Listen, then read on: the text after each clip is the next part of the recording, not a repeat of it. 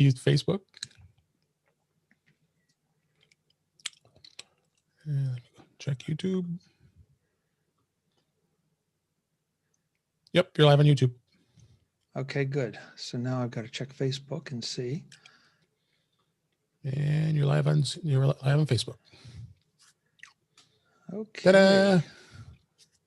Oh, there it is. Okay.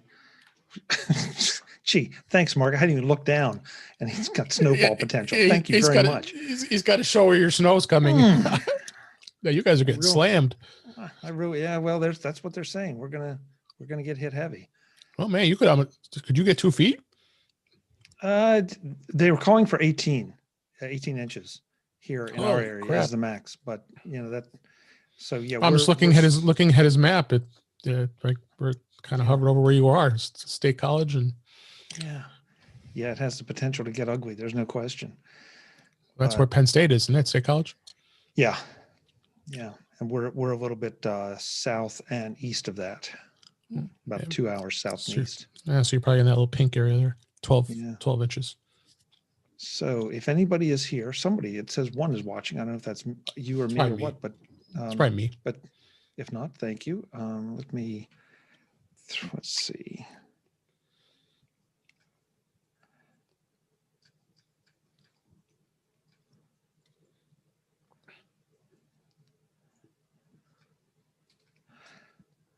Let's see. Where is it?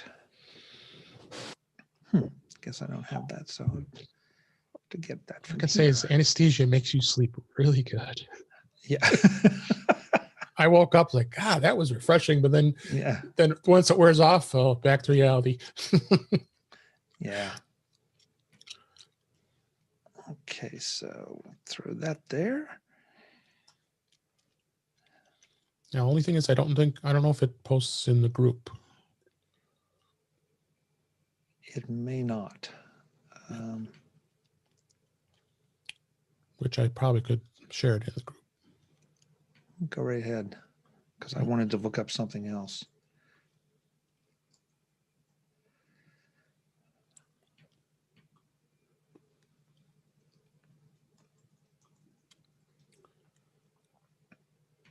Yeah, Frank is already trying to get in because he's rocking in the wrong place.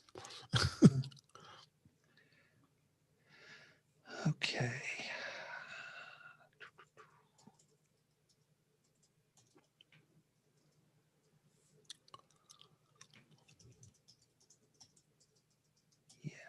Definitely. Oh, shoot. I definitely want to talk about that. Okay. So this is interesting. So now. Okay. I just posted in the group. Thank you. Do you only post the Zoom URL on the page or in the group too? I usually just post it on the page. Okay, so Frank will figure it out. Frank will figure it out. Yeah. Let's see.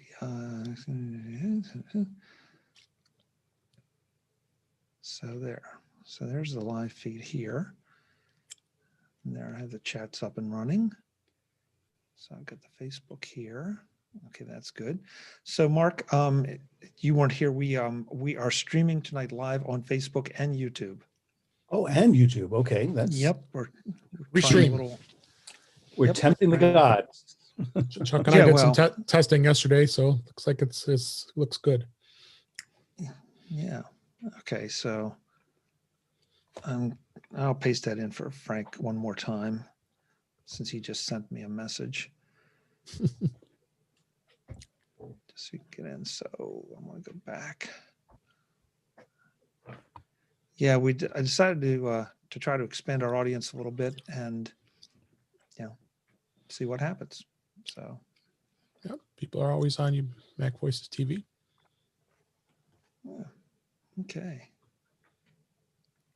I think I need more monitors. That's the thing. There's a solution for that. Don't help me, Mark. Don't help me. Oh, really? One of your guests haven't helped you with external monitors or curved monitors? Oh yeah, I've got more monitors than I know what to do with it. Just a matter of getting. Yeah, you Hey, got the Frank. snowfall totals. Yeah. Yeah. Oh, So great. our common Yeah. friend Walter Pollard, he's been telling me he's got like a 38-inch curved monitor, and he loves it. Yeah, Oh. Jeff Gammett has one of those too, one of those really wide ones. I think though I kind of like the idea of the separate ones because then you can go full screen in one and not have it suck up the entire, screen. Yep. So it's a matter You of guys talking expensive toys? course. Monitors. What? Why would we be talking about They're anything the else? best Frank? kind. Yeah, true. Well, it's the only kind. Did you buy? I bought one of these, Chuck. Whoa. Oh, one of the Western Capacity. Digitals. Yep, the one. Remember you interviewed him? Yeah, yeah, nice It's little. actually not much bigger than the SanDisk. Yeah. Mhm. Well, Yeah, they're I'm all the curious. same company now, Yeah, they're the Chuck, same I'm company. curious. Is my different products. room toned down? What do you mean? Well, you remember you were saying I was getting a lot of room tone. I'm trying an experiment Oh. tonight. Yeah. Oh, yeah. I think you were definitely better. All I did was put up a piece of denim. That's okay. If it works, it works. Heck Yeah. yeah. Well, I was thinking Yeah. of actually making an encasement for my mic, just like a little booth to hang on there. But if I can just put that there and then roll it up when I'm done and put it in the corner. Yeah. No, it makes a big difference, Frank. It really does. Great. Is the mic got bottom end? Yeah, I think so. Okay. Yep. It's a real old Samsung mic, but it's a good mic. So Hey. if I can save a few bucks. Yeah. Now I got to work on the green screen. Got to have to do something to mess things up. Hey, have any of you guys had problems getting any of the OSs installed? Nope. I have just not updated. done the. I just updated the 11.1 Big Sur. It worked fine. It took a little bit, but we got done. I've tried at least 15 times to install the Watch OS. And Oh, I keep yeah. getting different responses as to what the problem is. And I've seen, I think it was Apple Insider had problems. I talked to a guy on Ken Ray's podcast tonight. He had problems installing it. It was like, No. right now all it's okay for me. reading software update failed. What's it saying now? An error occurred downloading the latest version of the Watch OS on your Apple Watch. I open up the app and it says download install. You hit that, waits a second, and boom, it loses it. Andrew. Hey, you, I'm back. Hey, All Andrew. right. All right. And we're gonna be in trouble. Frank, did you try doing a hard reset of the watch? You know how you hold the digital Did crown that. in the Did that 4 times. okay. I've tried so many things. It's insane. Yeah, you Everything might have else to- installed fine. you All may the have to other do a OSs, restore. they're great. This is why I wait, like a week, Me too. because Yeah, it's just- I know, but I'm at a point that it's like, I'm going to cast myself into the fires of hell and see what happens. well, good for you, All right. Frank. Thank you for taking the bullet for us. Yeah. Thank you. All right, so you want me to do a real hard reset now? Yes. Well, yeah, you just hold the digital crown and the other button down till the Apple logo comes on. Uh-oh. Whatever that is. Yeah, that sounded That's disturbingly. Andrew, have you while heard they're that doing sound that, I'm before? going to do that. I have not. Yeah. Get locked up on slide to power off and cancel. Well, that was the SOS sound. That was what that was. I was Oh. thinking that's like the very Okay. split second of SOS. Oh, I haven't. I have not They triggered that were accidentally arguing yet, so that. that's kind of a good thing. Yeah. So Oh, Andrew, man. kudos on your article about And that's is why they evil. make drugs. About what? Chrome is evil. You pointed. Oh, to, yeah, thanks. We talked about that on our podcast today. Oh, because for years, what I would do is I would just go into terminal and the updater. I'd set all its permissions to 000, so it could never run and execute. Well, I lost. But it was Yeah. always there at I such can't, time if I felt I wanted to upgrade. Otherwise, it is a resource hog. Yeah, what kind of got me was that, as I pointed out in my article, like John Martellaro was talking about this back in 2015. So this has been going on for over a decade, Dave said. Yep. Isn't it the keystone that runs the background that causes it to be really bad? Yeah. Yes. I guess it checks for an update every hour and 23 seconds, Something weird like that. among There's actually other things. there's actually a website, chromeisbad.com. Yeah. Yeah, Andrew referred to it, I think, in his Oh, article. did you? Okay, good. Yeah, I guess that was created by Lauren Brichter just over this past weekend, Yeah. complaining about it. Yeah, it's I don't know. Okay, guys, it's the top of the hour, so we're just going to go for it. I don't know who else is coming, but the holiday season, everybody's schedules are different. Before I do that, Frank, are you? Can you hear us? I think Frank is still struggling with audio.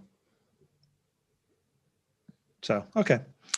Excuse me. In 3, 2, 1. Welcome to MacVoices Live. This is the talk of the Apple community, and I'm Chuck Joyner. Folks, I usually say this is live on Facebook, but no longer. We are now live on Facebook and YouTube. Thanks to David Ginsburg for helping me get this set up. We are broadcasting to both. We're going to give this a try. See, we haven't announced anywhere. We didn't tell anyone. We're just, so you're in on the beta test tonight, if you will, to see if it works. So if the folks find us by accident on Facebook, great. If not, we'll let folks know next week, and maybe we'll get more. And if you prefer one, if you prefer the other, tell your friends or go to the one that you want. A couple of things I wanted to do tonight before we dig into the panel. The first one is, and this is just a personal thing, and I just shared this with a user group earlier this evening. It's the holiday season. A lot of you have purchased live Christmas trees. If you have, and if you have an Apple device, an Amazon device, or a Google device, tell whichever one of the voice assistants that you prefer to set an alarm, a daily alarm from now until sometime in January, every single day to water your tree. Because I work in the insurance industry, and no kidding, every year I hear stories and see stories of people's homes going up in flames because they forgot to water the tree, it dried out and caught fire. And if you want to see something really terrifying, go to YouTube and just search on Christmas tree fire. And you will see that, in 30 seconds, you can have a blaze, and I mean a blaze that is out of control in your living room. So please, if you don't do anything else, put this on pause, go tell your voice assistant to remind you every day to water the tree, and then for heaven's sake, do it. Please, just for me. I really appreciate it. With that, let's find out who's here, and we will get into tonight's subjects. First up, taking my screen as always, Mr. David Ginsburg. David, it's good to have you. Thanks for being here. Oh, great to be here. Glad to be back. Missed last week. You guys had some fun, but I'm glad to be back this week and looking for some more great discussion. And you don't even look anesthetized, so that's good. No. Good job. Yes. Mr. Mark Fuccio is here taunting me with a snow map of where I am and what I'm about to experience. Thank you, Mark.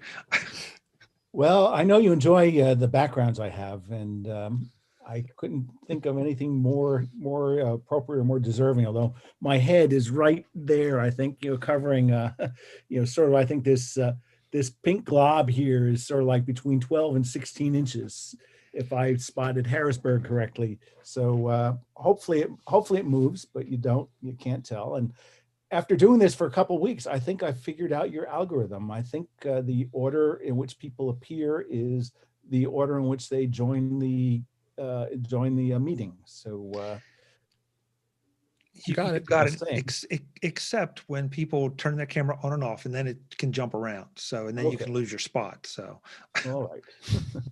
Mr. Frank Petrie is here, and I know he was having some audio problems. Frank, can you hear us? Apparently, Frank can't hear us yet. So we'll come back to Frank. And last but absolutely not least, Mr. Andrew Orr is back. He didn't get enough, so he's back again. Good to be here, Chuck. My Mac is not powerful enough to have a virtual background. That's okay. And it's a 2014 model. Hey, that's okay. If it works, it works. That's fantastic. Yeah. I really appreciate you being here. It's always fun. Before we get into tonight's topic or topics, there are a couple things I did want to do. I wanted to do a quick follow-up, and I lost my notes here. So I want to do a quick follow-up from our conversation last week about the AirPods Max. And yep, I succeeded in closing the window that I wanted. So bear with me just a second, because we had a viewer write in, which was really appreciated on YouTube. And he answered a couple questions. He was apparently a lot more knowledgeable than we are about high-end headphones, which is always, it's always great to have somebody that plays in those spaces. So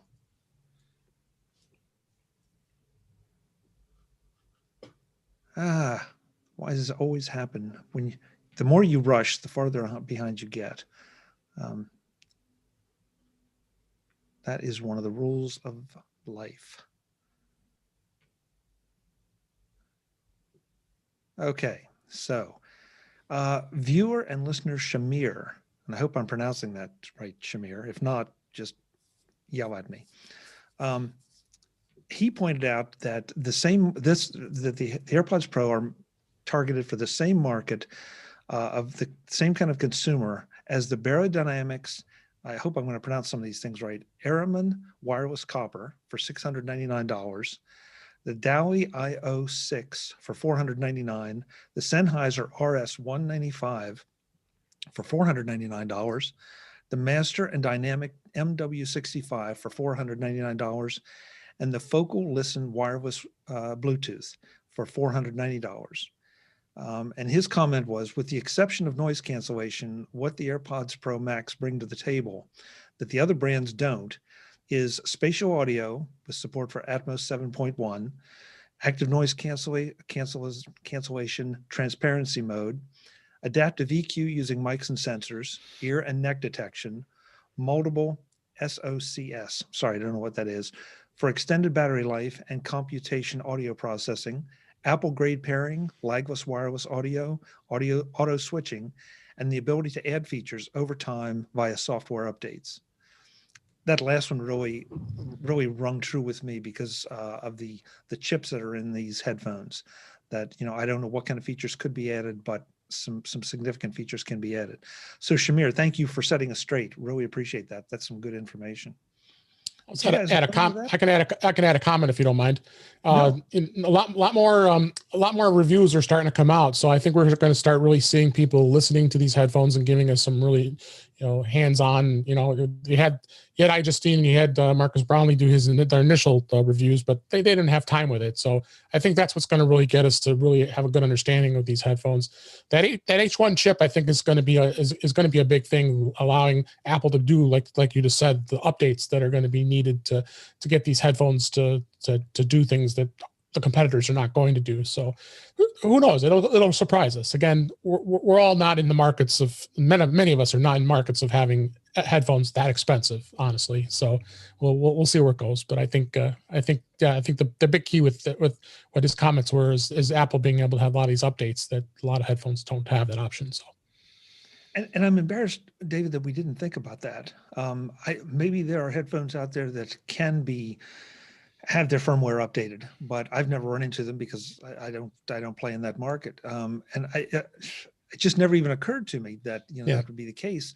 And yet we talked about connecting them with the USB-C connectors, and also it makes perfect sense. It's just something we didn't think about.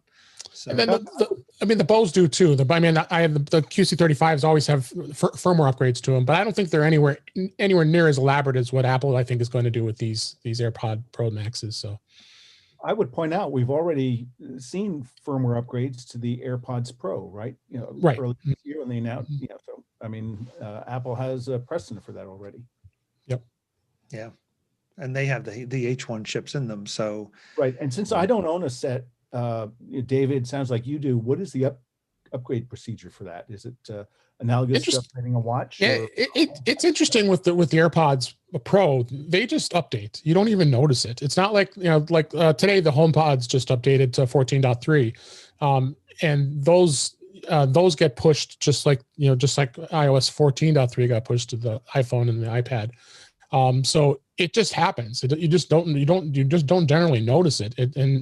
All of a sudden you're reading a Mac Rumors and they say, oh yeah, look, there's some eagle eye saw that there's a new a firmware version that just got pushed to an AirPods Pro. But Apple doesn't give much of any detail really of what it does. Spatial audio was the biggest thing that got added to the AirPods Pro, which was that was the big update that just happened once they released that. So and then just having the capabilities of having the content of us being able to hear it spatial audio, which I'll attest to it. It's pretty amazing.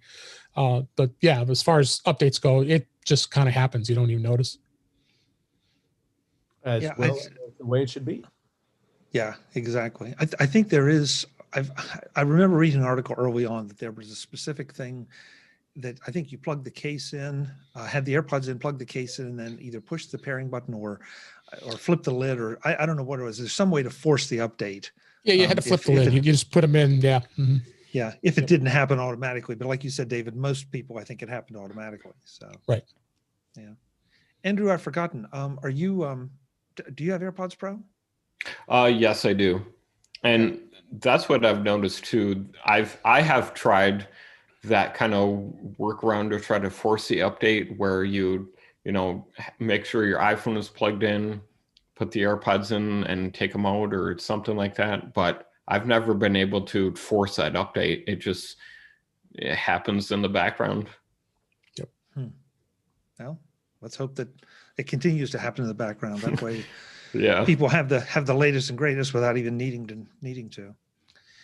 Andrew, we started a little conversation pre-show, and I wanted to just follow up on it on an article you wrote for the Mac Observer that I think is pretty important to mention to folks. And so I'll let you talk about the issues, shall we say, with running Google Chrome. So over the weekend, Lauren Brichter created this website called chromeisbad.com, which is kind of funny.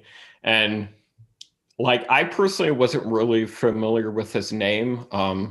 Brian Chaffin sent me his Wikipedia page, and then I read it and I realized, oh, wow, this is the guy who invented pull to refresh, which is found in so many different apps. He worked at Apple at one point. He created this Mac app, I think it's called Tweety, which was eventually acquired by Twitter and became the Twitter Mac app. So as we were saying on the Mac Observers podcast, he knows what he's talking about. This isn't just some guy creating this website to vent. And the issue is that this has been a thing for a while in tech circles. Chrome is a resource hog on Macs and probably Windows too. Most people are talking about the RAM usage, but Lauren seems to mostly talk about CPU usage. And on his website, he shared a bunch of people responding to his tweet saying they saw the same thing. After they delete Chrome and followed his instructions, they saw a big increase in their Macs running faster. So the issue is that I think Dave said Google created this back in 2009. So there is this thing that Google does. It's this piece of software called Keystone. This is the piece of software that automatically updates Google apps, not just Chrome, but Google Maps, and I think all of its other apps. And as I wrote in my article, our John Modularo over at the Mac Observer, he wrote this back in 2015. So this kind of shows you how long people have been noticing this kind of thing. So he wrote that there were a couple of different problems with Keystone that he saw. One is that people don't really know when it's being installed. It's just a silent install. Google just does it in the background. Another thing, this is what Guillermo Rainbow over at 9to5Mac found. He dug into the app binary a little bit. He found that it has a pretty aggressive update cycle. It's automatically checking for an update every hour and 23 seconds, which I think for most software is kind of unusual. Yeah. And then third, as we pointed out on our podcast, when you delete a Google app like Google Chrome, Keystone doesn't automatically delete when the app gets deleted. So it's still in your system when that happens. You have to dig around in Finder in the library and manually delete certain things. And people are saying it hides itself from the Mac's activity monitor, and there's like all these sorts of things with it. And I guess that's kind of the story of the week, is Google Chrome and kind of what's happening in the background.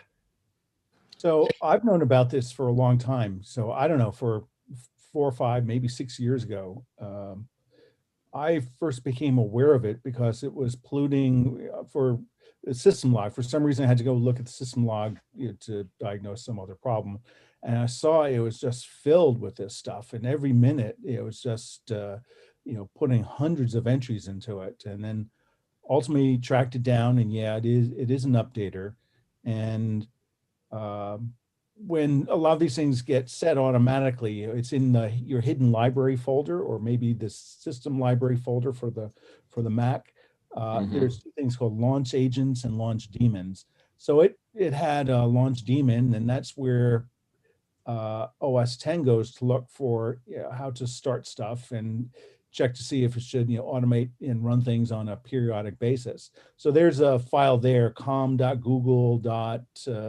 This is from memory, .keystone or something like that. That basically was the file, and in there it spelled out the binary for doing the update. And what I had done is, not knowing if it would cause any problems to delete it, I just went in through the terminal and set all the permissions to 0. And one of the permissions is the ability to execute it. And when you set that to 0, basically, it can't run.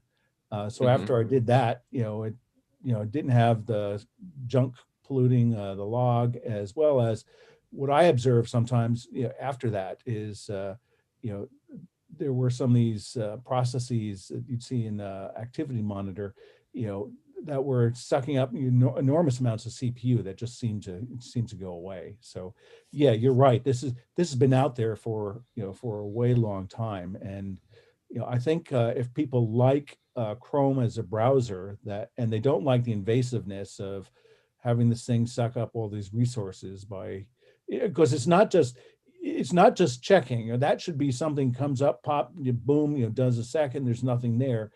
For some reason, it's some process that runs and goes haywire and sucks up a lot of CPU and other systems resources. And that's the part of really bad behavior that somebody should discipline Google for it, because it's just really crappy software. But if you like the Chrome, Chrome browser, then going in and turning off the permissions for this thing to execute is a way to do it. And if anyone wants to learn more about that, just send me a message on Twitter, and then we can test to see how interested the community is. And if it's interested, I'll post a set of directions for outlining how to do it. Yeah, looks like Rene Ritchie actually did a video about this and talked about Lauren when he mentioned it, as well as they got a response back from somebody from Google. Of course, Google saying, "Oh no, it runs low level in the background." I'm like, okay, sure. I mean, sorry, yeah. There goes your horse pucky. Yeah, which I think is nonsense. And they also quoted you guys, Andrew, as well, the one from John's article from 5 years ago on imore.com. So, but yeah, I would be interested to see. I mean, I would prefer to have Chrome on.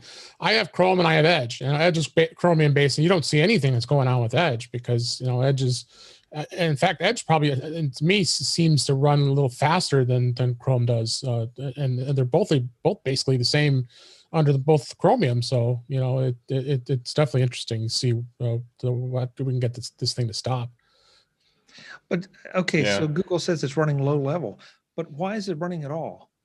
Exactly. What it should be stopped. What does it bring to the party? Yeah, what does it bring? What functionalities does it bring? And, somebody explain that. And I don't know, Andrew, maybe you know, but I want to know what Keystone does and why.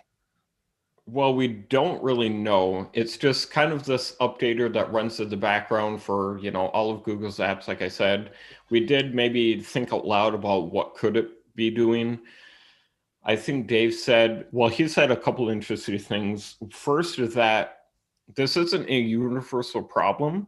Yeah, a lot of people have been experiencing this, but some other people haven't noticed any speed differences. And that's okay. If you don't think your computer is being slowed down and you have restarted it in the past week or so, then you're probably good. But other people have been, for some reason, it's acting up for others. And so one thing we do say about Google is that they do really care a lot about security. And so maybe one reason that they're doing this is just they want people to have the absolute latest version of their apps with all the latest security patches, but maybe they're doing this in kind of a weird, unusual way. Well, I think I don't think it's so much that it's a weird, unusual way, because so doing a check every hour, maybe that's unusual and aggressive. But other things, other apps like BB Edit, when that fires up, it will go out and check to see if there's an update available. So other apps will do it. Maybe if there's when you invoke the app, Firefox will check on a regular basis, on a periodic basis. But the thing is, checking for an update, that's just a very simple, lightweight call to a server to check to see what the latest version is. And what Google has done is they've just done a horse-pucky job of engineering this program that consumes and sucks up all sorts of resources. I mean, for a company that prides itself on engineering, they should be ashamed of themselves. It's just really horrible. Yeah. That's why I like the site. Chrome is evil because on this MacBook Pro I don't have it. I used to have it, but now I use Safari and Firefox. And given what David said, I might give Edge a try. But there you go. Yeah, it's too bad that we see these things. What I don't understand is why companies and whether it's Google, whether it's Microsoft, whether it's a third-party application developer, why they do these things and think that somebody's not going to figure it out, because you're releasing stuff to the internet, for crying out loud. You can't get away with things like that. Somebody is going to look under the hood sometime and find out that there's something going on that shouldn't be.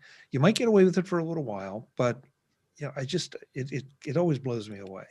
Well, the thing is too, in working in the corporate world, when they install Chrome, they manage it. It's managed by in enterprise. So they can block things. So the updates are blocked, and we manage the enterprise manages the updates. And so why can't us as consumers do the same thing? We should be able to manage whether or not this is doing what it's doing. And Mark, you said you had some instructions of possibly blocking just the Keystone part of it, the updates. Why isn't that out publicly available? It should be. I mean, we shouldn't have to be forced to do these updates. We should be allowed to do it. And that's how I like doing updates. I want to control updates. Dave Hamilton always recommends Mac Updater. I forgot all about that app for a long time. Put it back on my machine. I love that app because I love making sure that everything is updated, and that app just aggregates everything, tells you that what's ready to be updated, and you just crank away and get them done. Don't have to open every app and check, make sure that you've got the most current version. But there's no excuse for this. But like I said, enterprise allows Google Chrome because Microsoft Edge on the PC side is going to be going into life very soon. Then people have to stop using it because it's not going to have updates. So now they have to have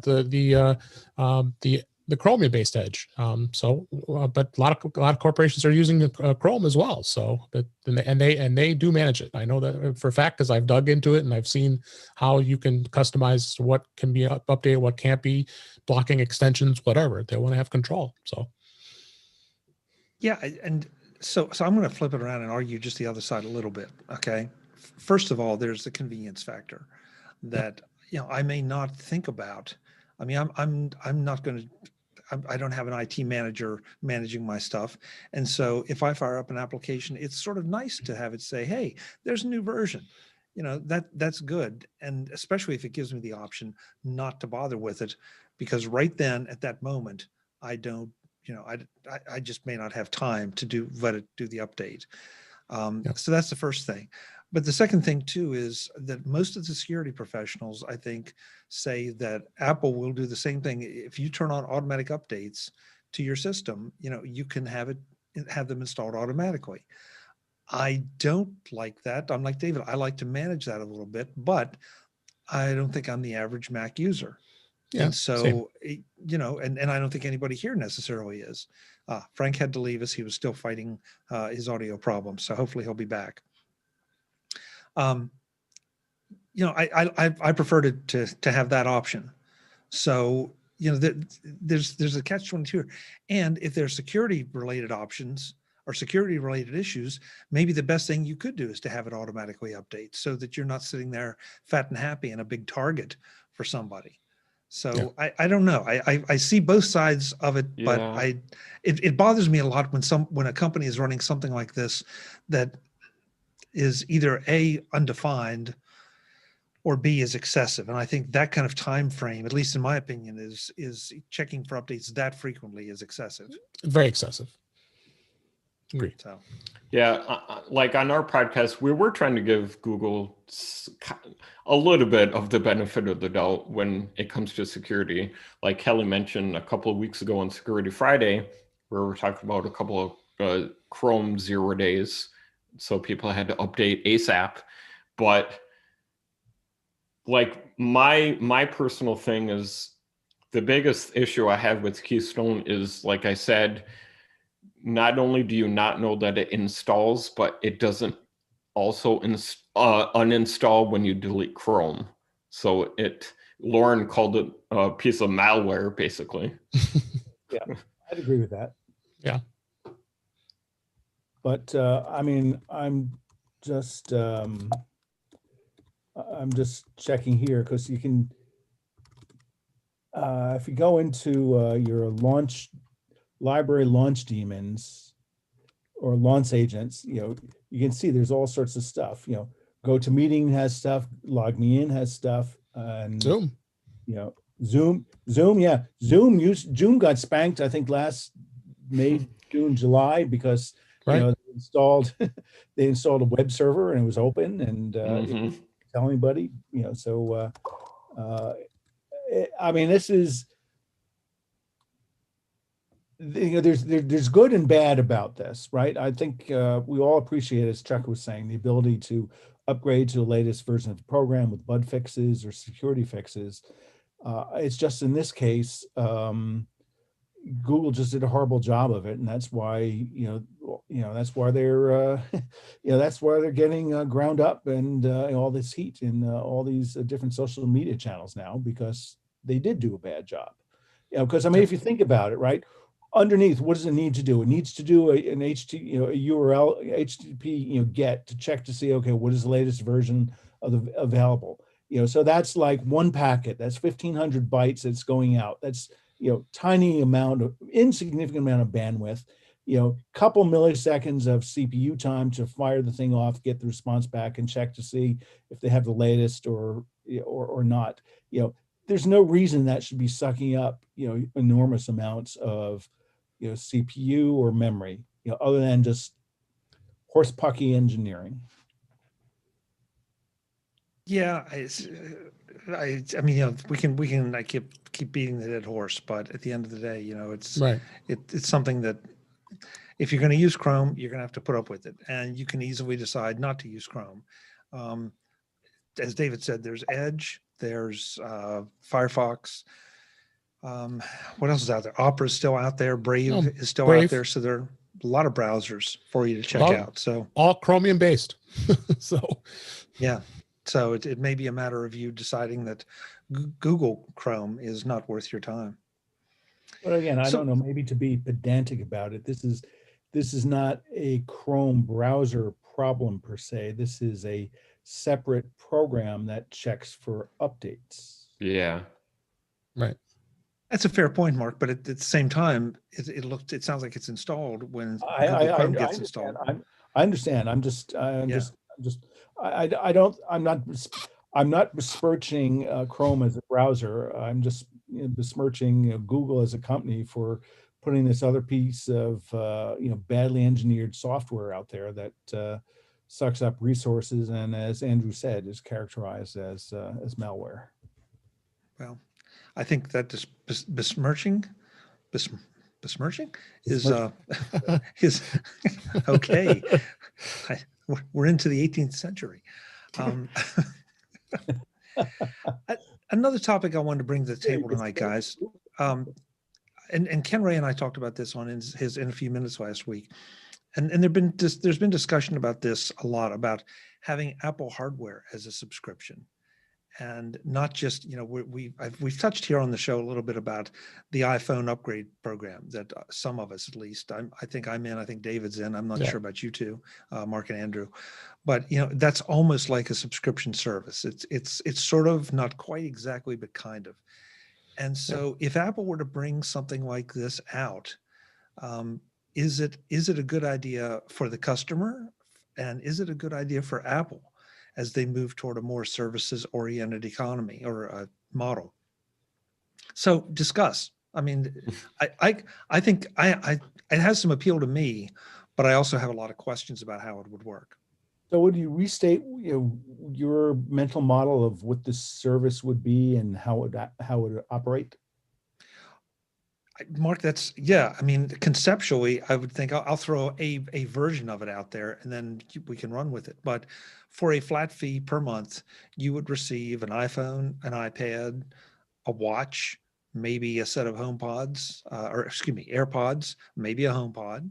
Who knows? At the right level, maybe even a Mac of some level. So, and you pay that until, and you theoretically, you either contract it for a time period or you contract it for a longer time period with the option to get upgrades, a la the iPhone upgrade program, right? Like right now, we just got new iPhones, but when it was time for new iPhone to come out, I had the option of trading in my old iPhone and getting a new one automatically. Mm-hmm. And with a little bit of change in my payment, my monthly payment, because I changed models this year. But if I decided to downgrade to a much lower iPhone, I could have probably dropped my price if I wanted to, my subscription price or my program price. So, those are some of the questions I would have: is how often does that happen? What are we talking about? What happens when the term of the agreement is up? Do I own the software, the hardware, or do I have to give it back automatically? Something more like a car lease. So, it's open for discussion as to what it could be and what it should be and what might be a good idea. Well, I mean, I think Apple's going to have to really determine if Apple were to even consider it. Talk about the iPhone upgrade program. That's more of a financing thing than anything else. It's not really. I mean, technically, I'm renting my iPhone each year when I go ahead and upgrade it, which I like that convenience because I like to be the early adopter and get the next iPhone each year. But it would all have to be of some value to Apple and being of value for a subscription service. When you trade, their trade-in programs for trading in older products is actually getting better too. They're actually offering a better value on a lot of upgrades. And I'm seeing people turning in Mac Minis for $330 for a machine that's only 2 years old, and I think someone was trading in an Apple Watch for $200. So they have that piece of the business too of trading in old equipment. So why couldn't they spin it over and have it as a like you said, a leasing or a subscription type service where we would be just paying a flat monthly fee for all of our devices, and then after that year we could decide, do we want to keep paying it or do we want to turn them in and then upgrade them to the next model. So it's really going to all depend on is it going to be of value to Apple in order for them to want to even consider it. Right. Andrew, thoughts? I don't know how likely it is that Apple to do this, but I think it's some non-zero number. I think it could be on the books for Apple in the future. I do have seen a lot of complaints from people saying that it's subscription fatigue, like a lot of complaints about, oh, yet another app that is a subscription.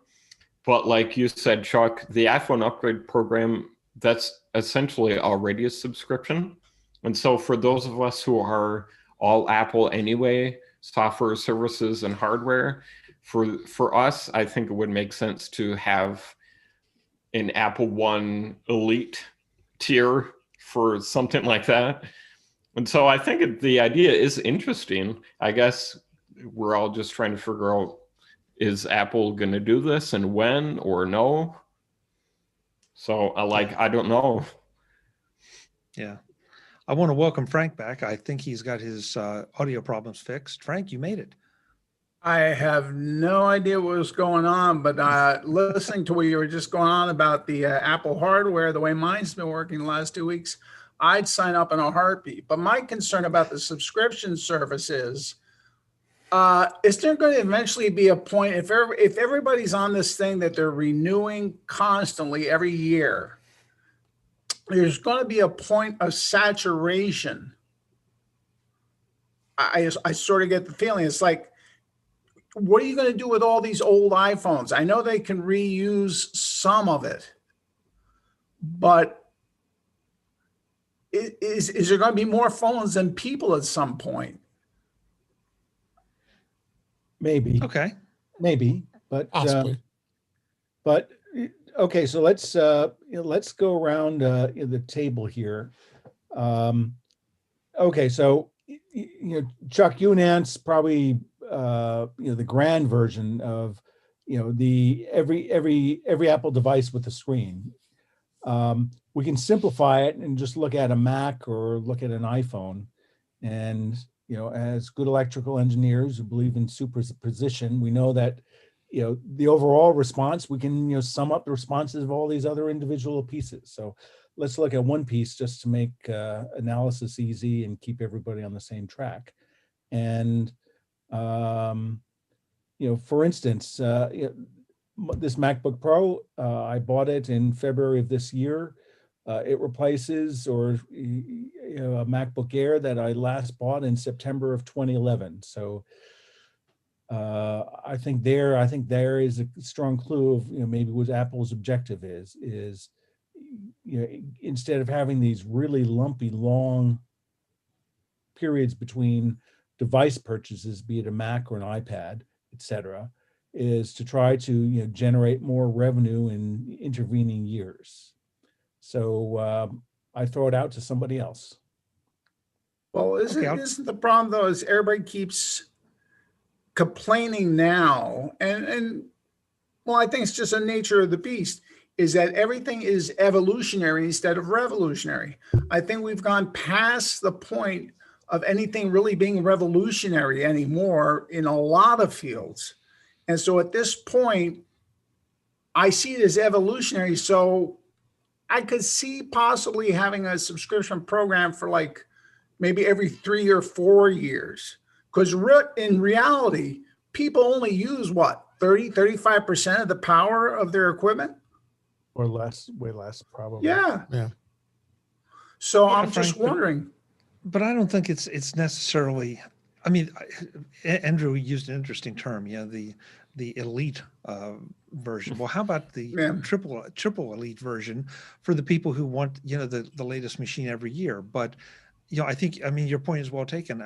I think there would have to be tiers here where you would have those of us that really want and need the latest machines, and then you would have the people that are quite happy with 3 or 4 year old machines. One of the, I think, Mark, to answer one of your questions, or maybe it was Frank's, I think one of the advantages here for Apple would be that we wouldn't have people running 2012 machines and 2011 and 10 machines, because they would have an easy upgrade path, and at least it's a whole lot different, I think, to say you're going to pay 30, 40, $50 a month, as opposed to drop, $1,500 to $2,000 on a piece of hardware. you know, it becomes a lot more palatable. And, you know, the subscription things, I mean, I don't know about you, but it's simple. I always just say, okay, what am I going to spend in 12 months on this? Do the math, multiply by 12. Gee, that doesn't seem quite so bad then. And if I divide by or multiply by 24, it still may not seem so bad. So I'm going to go for the subscription model. And, you know, so that's it. There's so many different angles to this that I think it's really intriguing as to what the benefit to Apple would be versus the benefit to us.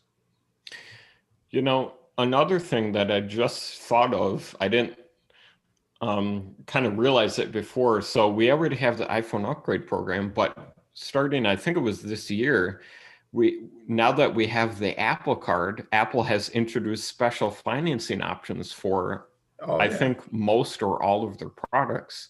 So I guess you can kind of see that as a subscription, because instead of paying so much up front, you're paying a monthly amount. And then after that, you get to keep it. That's a really interesting point, Andrew. And if I decide to sell back, as long as I get something close to the amount needed to pay off the loan or the term, you know, then that does sort of turn into almost an upgrade program. Mm-hmm. Huh. Yeah. Well, thought Apple about it has exactly. Now, you know, sort of, you know, they will buy back, and you're just looking at a recent example. Again, just something we know and love is sort of the MacBook 16-inch MacBook Pro I have and Chuck has, and you know, checking to see what the Apple buyback price is.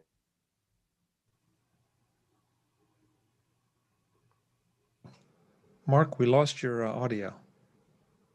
Zoom is driving everybody crazy. Oh, okay. There you go. Now you're back. Okay, am I back now? Okay, so Yeah. I was just going to say, as yeah, as a way to sort of back end into the subscription program would be, you know, I looked at what Apple's sort of buyback program is now, you know, thinking, okay, you get a device, you know, sell it back and then, you know, turn it over and get a new one. And, you know, for making analysis simple, I used a device that Chuck and I know. It's, you know, the 16-inch MacBook Pro. And I have sort of, you know, one of the base config models.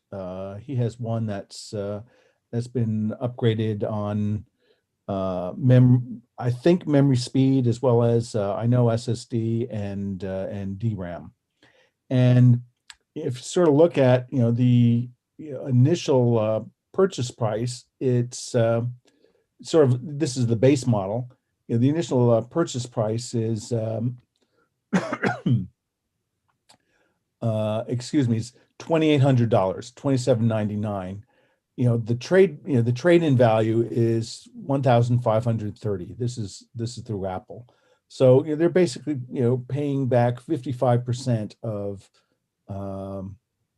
you know, what the original purchase price is.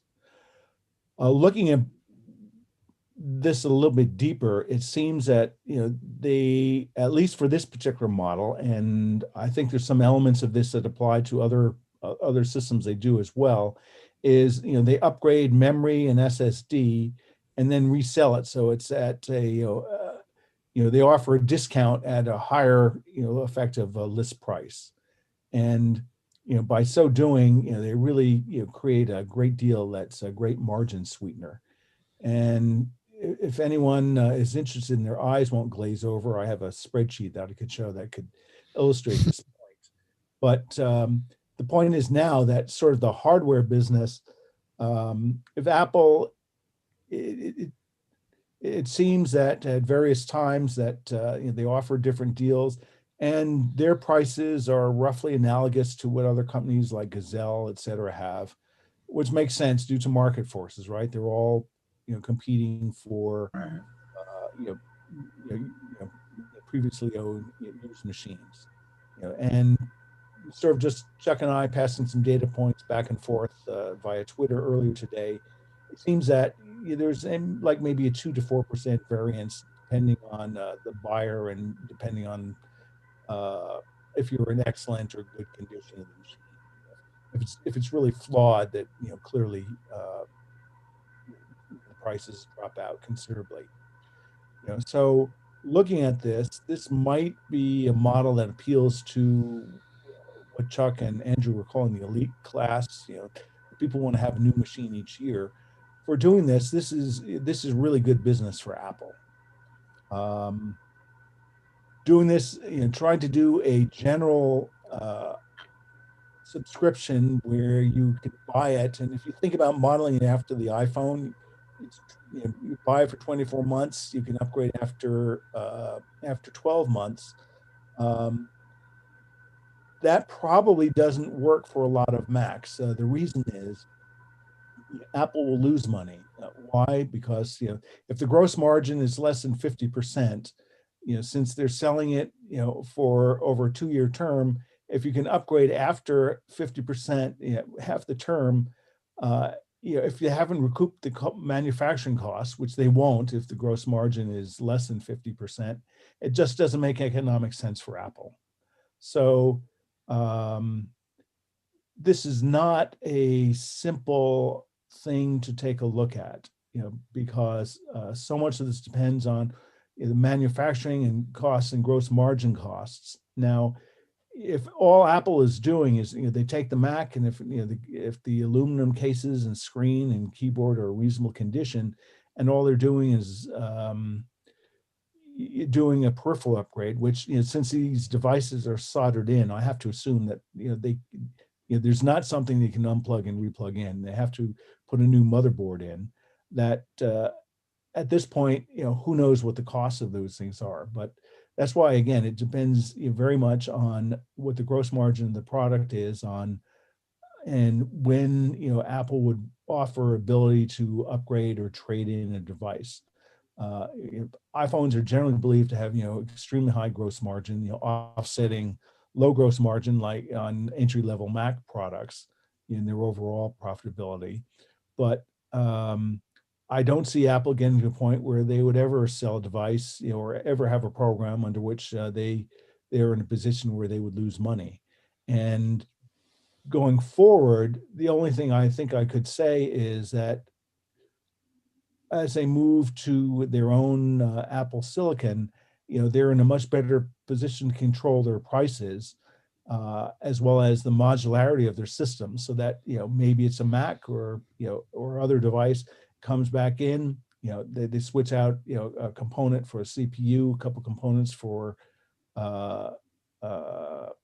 SSD, and off it goes. Because one of the interesting things is on the M1 Max is that integrated in that module is, in addition to the CPU, is integrated in the DRAM for the device. So I think as they're getting more modular, they're getting to a point where they could swap out just a minor silicon component while reusing that high cost manufactured aluminum case, the keyboard, the high quality screen. So that basically, I think what we're seeing is value is switching away from CPU into the other user interface, user tactile parts of the system. So there's a lot of ideas there. I would say that coming out with a subscription program will depend on economics, and it all depends on what Apple's costs could be. And I think that looking at some of their current trade-in and refurb and resale programs leads me to think that unless they can boost their gross margin on their devices above 50%, I don't think that they could do it. Confounding this is also, as we were discussing a little bit earlier on, is what is the average upgrade cycle? If it's 5 or 7 or 9 years, if they could get people to upgrade every 3 years, that could be anywhere from like a 40 to 60% reduction in refresh rates, thus boosting their average revenue or their annual revenue, which ultimately, we're a free market capitalist-based system, would be their objective. But without more information, we're just throwing darts at a dartboard. I mean, we could have an informed discussion, but it's saying anything more than I think that Apple might. I don't think any of us have enough information at this point in time. Frank, you're on mute. Oh, I'm really hitting all bases tonight. I'm curious though. It's like, yeah, there's definitely, like Chuck was saying earlier, there's the tiered system would probably make most sense.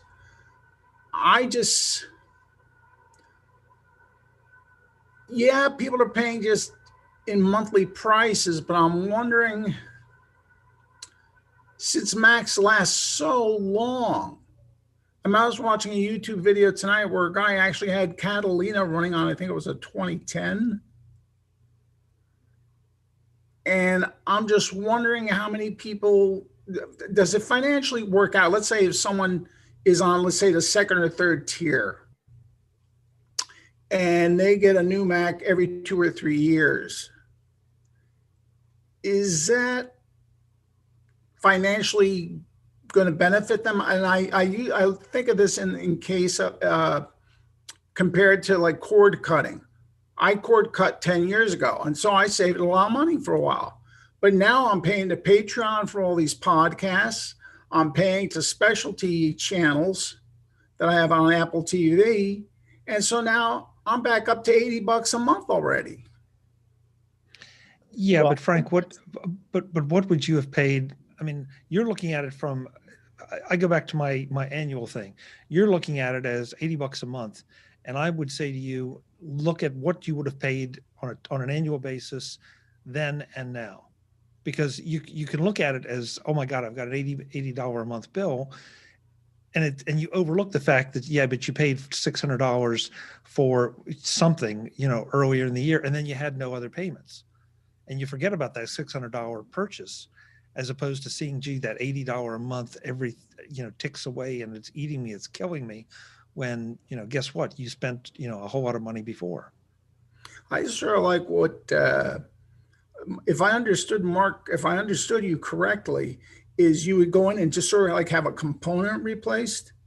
Because I'm thinking of the equivalent of electric vehicles, where they're talking about you would swap the battery every so many years and they just update the software. Now, so something to that sounds feasible to me. Yeah. So what I was thinking is, again, that looking at sort of how I think some of the Apple Mac buyback programs work is, they take back a Mac, they upgrade peripherals and they resell at a higher price. So that's the model I had in mind. I wasn't thinking that on any of these subscription programs that they take the unit back, phone, Mac, whatever, and don't do anything with it. I think that I think that would be an economic loser for them. I think that what they would do is they bring it back, and they reuse the components to the best extent they can, and then they go out and resell it in some fashion, at a lower price point.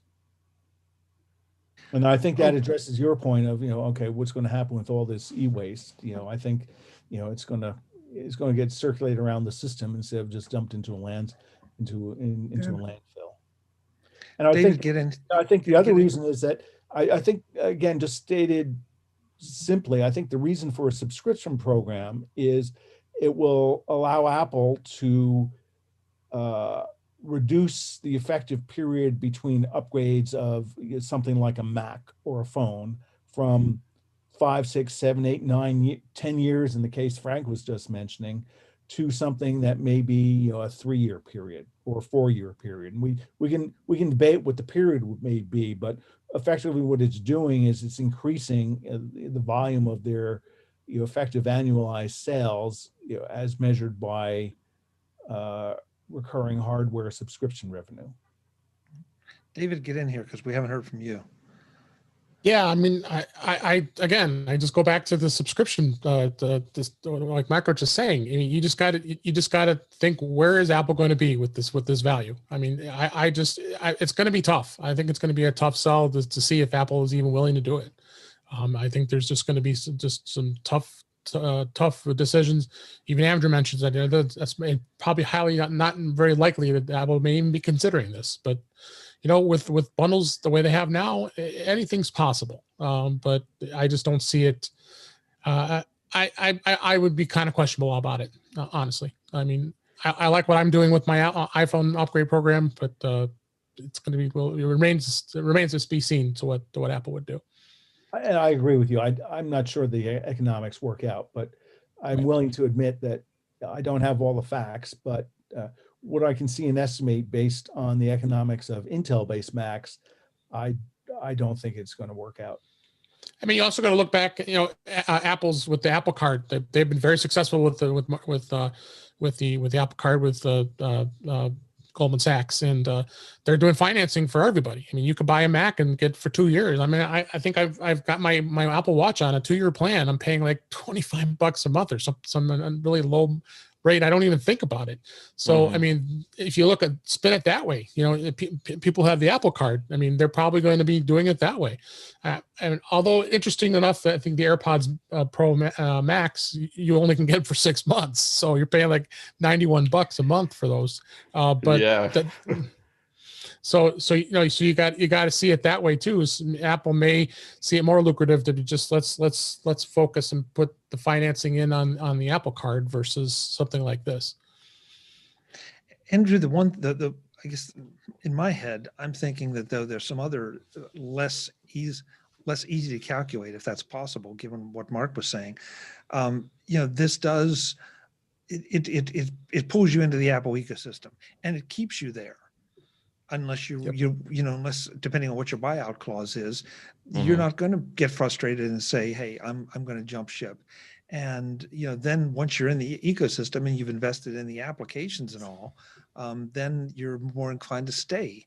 If your machine gets old, or if you decide to upgrade, or even if you don't, now you've become an Apple user, and so I think there's a potential huge benefit there. Yep. Yeah. I don't remember, there's a term for this, I don't remember what it is, but this has been a fact of Apple for a long time, where it's like a buy-in.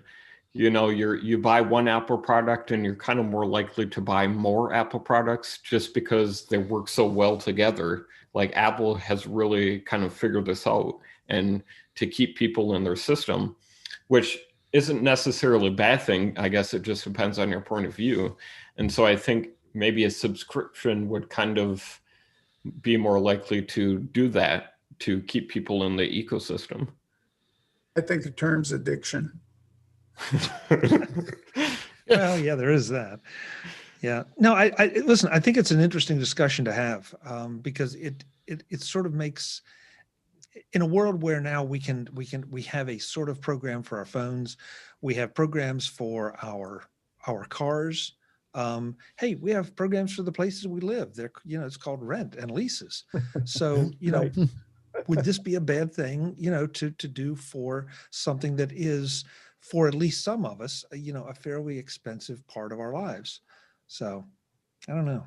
But again, I think in that regard, there is clear value in, instead of having to shell out $2,000 plus for a Mac Pro, if you have an entry price, for $150 a month for some term, that would be more attractive to a lot of people.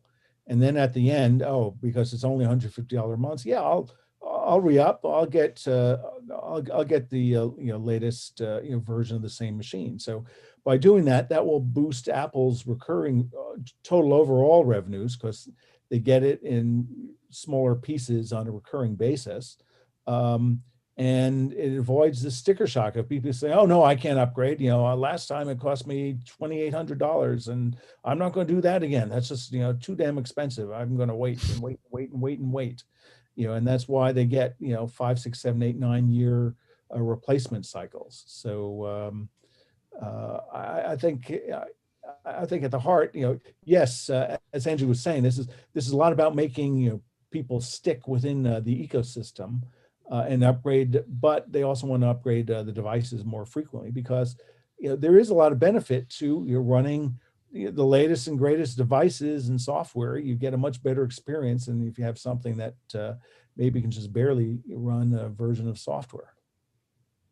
Mark, I have to admit, you said something there that struck me that I really hadn't processed exactly the same way. But I know plenty of people that drive Mercedes or higher end cars that would never afford them if they had to lay down the cash. Mm-hmm. But because they can do a lease program, they're much more inclined to say, yeah, hey, because I can buy myself out of the lease for even less than the cost of the car, but I don't have to put down that sticker shock kind of money up front.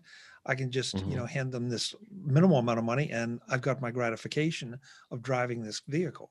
So that, and your other point too, and again, I hadn't thought about it exactly this way. That sticker shock the second time around, people either wait until something really happens and they can't recover from it, or they decide, hey, you know what, I've got there's that cheap little thing over here that has a screen and a keyboard. I think I'll go give that a try. And inevitably, I think they are disappointed in the experience and come back, but you've lost them for that time period. Why wouldn't you just keep them in the stable, if you will? So I don't know. Fun discussion, guys. Fun discussion. Yeah. So we're at it. Yeah, go ahead, Mark. So did anyone see that movie Mank? It was on Netflix. Came out. I started watching it. I didn't finish, but there's this one quote in there that really struck me that I think is apropos of this, and it's I think it was Samuel Goldwyn was talking about the movie business and saying the movies are the best business there is. People give you their money, you give them nothing. They come in and they walk away, and all they have is a memory. And, it doesn't that describe wouldn't that describe perfectly an Apple subscription model? Yeah, sort of. Yeah, I guess. I hate to compare it to the movie industry, especially right now. But hey, guys, we're out of time. But thank you. This was a really good one. I hope as people listen to this, they think a little bit about the implications. And folks, if you have thoughts, please share them with us on Facebook or on YouTube. Contact us on Twitter. Me individually or any of the team individually. And speaking of that, I'm going to go around the room and let the folks tell you where that you can find them if you want to talk to them. So I'll keep the same order. David? You can find me at In Touch with iOS at intouchwithios.com, my podcast, recording a show this week. And I'm on the Mac Show, and I'm also on the Mac to the Future Go live cast with Guy Searle and Warren Sklar on Wednesday nights on Facebook. And you can find me on Twitter at DaveG65. Thanks for having me. Thank you, Dave. Really appreciate it. Yes. Mr. Roker, otherwise known as Mark Fuccio. Where can folks find you? In the sunshine, away from the snow. Okay, so best way to contact me through Twitter is at symbol MarkFuccio at Mark Fuccio. And if anyone here wants information about how they can continue to use the Chrome browser and turn off that obnoxious updating agent, just reach out to me on Twitter and we can start a dialogue. Great. Thanks so much, Mark. Really appreciate it. And appreciate the homework you did too on this one. Thank you. Mr. Andrew Orr, where can folks find you as if we didn't know? So on Twitter, you can find me at Andrew or not. That is ORNOT. You can find all of my writings and opinions over at the Mac Observer, macobserver.com. And Kelly Gumont and I, not only can you find me occasionally on our daily podcast called the Mac Observer's Daily Observations, but Kelly and I do a fairly regular segment on every Friday called Security Friday, where we talk about the security news of the week and also try to give people a practical tip of how they can improve their own security, like using a password manager, for example. Good. Very, very valuable information always. Yes. Thanks for being here. I'm glad you made it. Yeah, me too. Yeah. Do it anytime. You're always welcome. Last but absolutely not least, his mic is working. His speakers are working. Frank, where can we find you? I'm the guest that shows up after halftime once the game is blown out. You can find me. I do a monthly article on Screencast Online Magazine. I have a blog, ympnow.com. And you can find me floating around social media at FPTree. Great. Thanks so much, Frank. Glad you got everything worked out. And you got, even if you didn't get back at halftime, still good to have you. Yeah, well, it busted last week. We'll see how next week works. Yeah. You'll break it, I'm sure. I'm on a string. Folks, I'm Chuck Joyner. This is MacVoices Live. This time we were on Facebook and YouTube, and we plan to be both places going forward. We've had some people in the YouTube, watching the YouTube stream. We have had people watching the Facebook stream. This is going to work out kind of nice. So join us Tuesdays at 8 p.m. Eastern. Next week is a holiday week, but I still plan to be here. I don't know who will be here with me, but I hope you will join us then. And definitely reach out if you have any thoughts or suggestions about the potential subscription model. I love the idea. Until the next time, and as always, thanks for watching. Good night. Thank you, gentlemen. That was fun. Yeah. All right. Yeah. Hey, Mark, you ended without a forecast. I mean, at the end of every news show, there's a little 30-second blip. I thought for sure you were going to give us a forecast. Best I can tell, it's going to be a horrible set of snowstorms on the East Coast, and I know that's where I am. Sun or at worst rain here on the left coast. Well, Chuck's a little more inland, but I'm right on the coast. I'm just outside of Philly, so I'm right behind your head, as it were. Yeah, well, I'm predicting snow with rising stock prices. Holy cow! What happened to Apple today? 610 up to 6.1. I guess I think there's a rumor out there that they're boosting iPhone production. No, I didn't know what drove it, but that was nice to see. And I mean, it technically formed a basing pattern, so it broke out from that. It's formed that, so that entry point, a couple of weeks ago, and I guess there's talk of a stimulus deal. So I guess maybe everyone's thinking, oh well, people are going to go spend it on Apple devices. So who knows? It's the market. Yeah, and if they spend it on Apple devices, hey, that's fine. That's fine. Says the shareholder. Yeah. Guys, I do plan to, be back next week. Even though it is holiday week, I don't have anything going, and especially given the lockdown, I'm not sure anybody does. So you're all welcome. Yep. Come back. We'll figure something out. All right, cool.